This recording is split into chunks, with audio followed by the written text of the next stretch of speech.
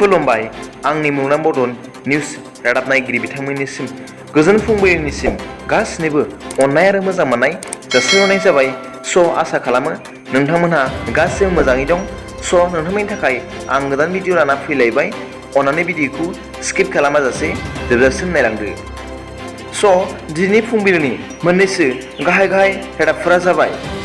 सेथियाव दं फैगौ 24 मेआव जानो गोनां जापाननि कुवेट मिटिंआव चाइनानि सुबुंफोर भारत, आमेरिका, अस्ट्रेलिया आरो जापाननि लैथोमाफोराव ना हमग्रा सुबुंफोरखौ इन्टारनेट ट्रेकिं टेक्न'लजिनि गेजेरजों गोख्रों नोजोर होनो थि खालामनायनि सोमोन्दै सावरायगोन होनना गुबुन रादाबनि गेजेरजों मिथिनो मोननाय जादों। नैथियाव दं भारतनि गाहाय मन्त्रि नरेन्द्र मदि आरो आमेरिकानि हादरगिरि जो बिडेन बिथांमोनहा मोननै हादरनि सायाव 24 मेआव जापानाव दावबायहैनाय समाव सावरायलायगोन होनना द टाइम्स अफ इन्डिया टुइटारनि गेजेरजों फोसावदों। थामथियाव दं आमेरिकाया बुहुमनि बयनिख्रुइबो देरसिन एटम बम दिहुनसिगोन आरो बे एटम बमनि मुंखौ द किंस अफ एटम बम एबा एटम बमनि राजा मुं होननाय जागोन होनना निउज नेशन रादाबाव फोरमायदों।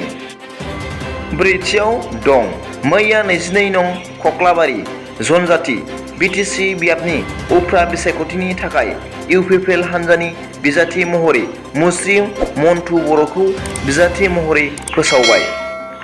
मख'नो गोनांदि बिजेपि आरो जिएसपि हान्जाया खौसेयै इउपिपिएल हान्जानि बिजाथिखौनो मदद होगोन।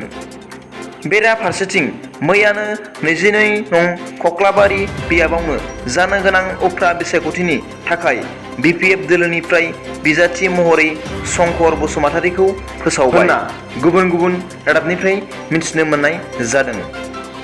बाथियाव दं इउक्रेनाव रासियानि गले मिसाइल आरो टेंकजों गाग्लोबबाय थानायनि जाउनाव इउक्रेनाव 23% रेल फोनांजाब राहाजों फोजोबस्रांबाय होनना निउज नेशन रादाबाव फोसावदों। बेराफारसेथिं रासियाखौ बेन्दिंना गाग्लोबनो थियारि जाबाय होनना निउज नेशन रादाबाव फोसावदों। दिनैनि फुंबिलिनि मोननैसो रादाबा दा बेखिनिमोन।